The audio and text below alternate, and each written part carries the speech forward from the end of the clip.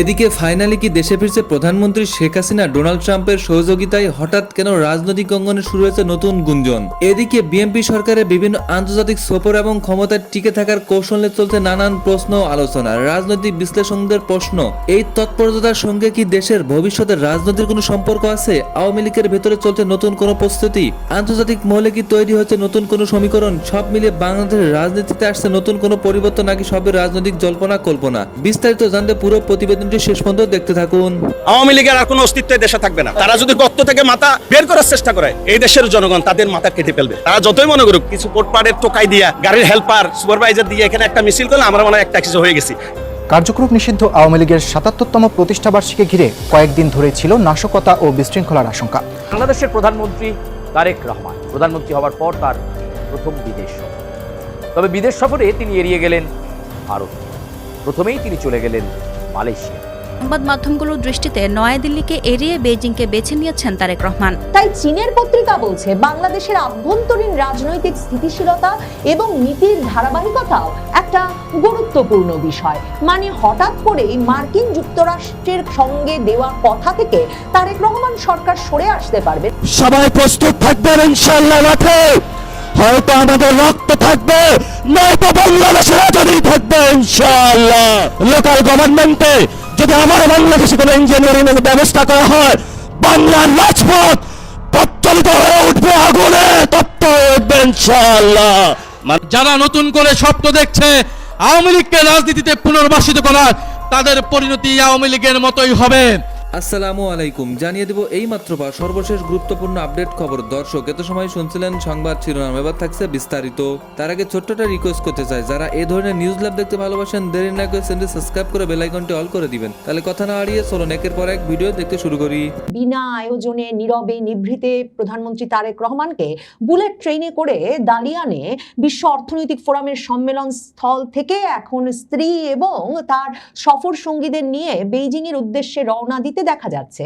এসবেরও কারণ মূলত চীন কিছুতেই প্রধানমন্ত্রী তারেক রহমানের এই সফরটা নিয়ে উচ্ছ্বাস দেখাতে পারছে না বা উচ্ছ্বসিত হতে পারছে না। চীনের কমিউনিস্ট পার্টির মুখপত্র দ্য পিপলস ডেইলির সরাসরি তত্ত্বাবধানে এই ট্যাবলয়েড পত্রিকা গ্লোবাল টাইমস প্রকাশিত হয় এবং এটি মূলত ভূকৌশলগত বিভিন্ন বিষয়ে চীনের পররাষ্ট্র নীতি বিষয়ে নিবন্ধ প্রকাশ করে এবং এতে যেহেতু চীনা কমিউনিস্ট পার্টির মনোভাব এবং দৃষ্টিভঙ্গি সরাসরি প্রতিফলিত হয় বলে সারা পৃথিবীতে মনে করা হয়, সে কারণে এই ইংরেজি ট্যাবলয়েডটির লেখার প্রতি চীন এবং চীনের বাইরে ব্যাপক আগ্রহ কাজ করে। গ্লোবাল টাইমস একটা নিবন্ধ ছেপেছে তারেক রহমানের সফর বিষয়ে এবং সেই নিবন্ধে তারা বলছে যে বাংলাদেশ চীন সম্পর্ক আরো দৃঢ় করার ক্ষেত্রে পশ্চিমের প্রভাব কাটানোই বাংলাদেশের জন্য বড় চ্যালেঞ্জ। এবং এটা লিখেছেন সেন্টার ফর সাউথ এশিয়া স্টাডিজের পরিচালক লিউ জংজি তার এই লেখায় আসলে পরিষ্কার করে বলেছেন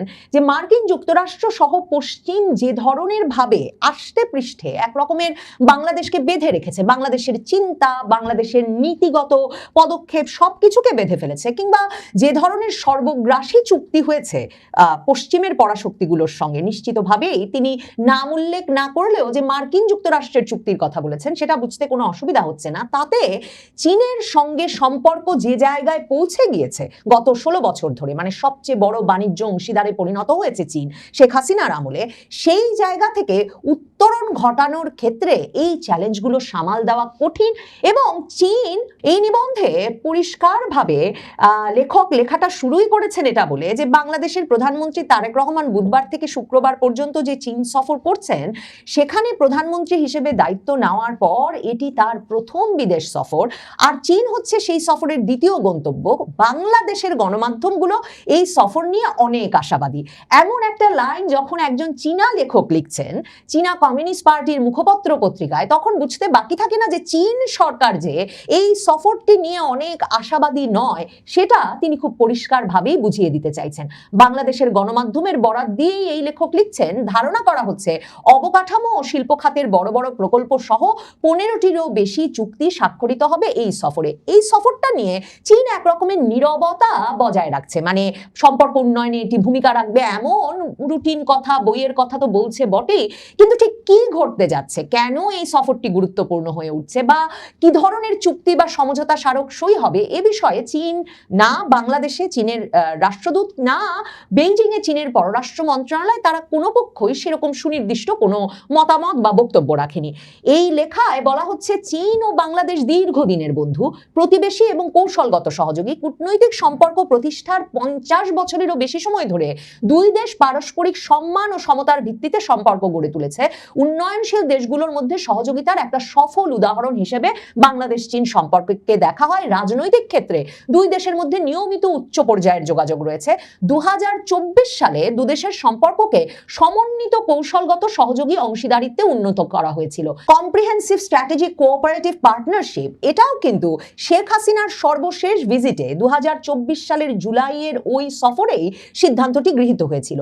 এটাকে উল্লেখযোগ্য একটা সম্পর্ক উন্নয়ন বা সম্পর্ককে একটা নতুন মাত্রায় নিয়ে যাওয়ার উদাহরণ হিসেবে দেখিয়ে বলা হচ্ছে অর্থনৈতিক ক্ষেত্রে চীন টানা 15 বছর ধরে বাংলাদেশের সবচেয়ে বড় বাণিজ্য অংশীদার। চীন বাংলাদেশি পণ্যের জন্য শতভাগ শুল্কমুক্ত সুবিধাও দিয়েছে।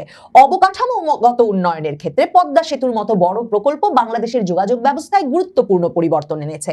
তার মানে শেখ হাসিনার শাসনামলে চীন বাংলাদেশ সম্পর্কটা কি ধরনের মাত্রা পেয়েছে সে বিষয়টা বারবার উল্লেখ করা হচ্ছে চীনা কমিউনিস্ট পার্টির এই পত্রিকায়।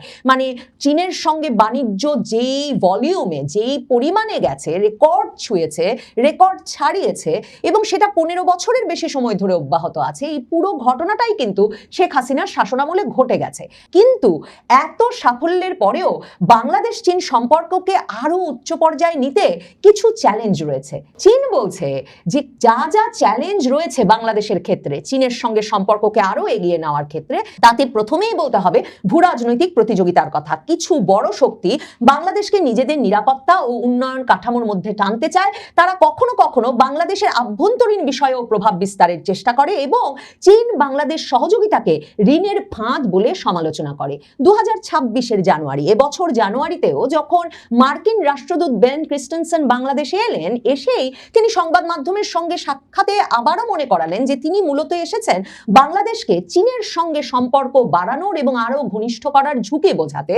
এবং সে সময় চীনের সঙ্গে চীনের পণ্য, চীনের সঙ্গে ব্যবসা বাড়ানো এসব প্রসঙ্গে মন্তব্য করার পর এবং বাংলাদেশের যে সম্পর্ক আর বাড়ানো ঠিক হবে না এমন কথা সরাসরি উপদেশ হিসেবে বলবার পর চীনের দূতাবাস কিন্তু, ঢাকায় যে দূতাবাস, তারা কিন্তু বিবৃতি দিয়ে বলেছিল যে মার্কিন যুক্তরাষ্ট্র যে বাংলাদেশ চীনের সঙ্গে সম্পর্ক বাড়াবে কি বাড়াবে না সেটা তাদের পরামর্শের উপর নির্ভরশীল বলে মনে করছে।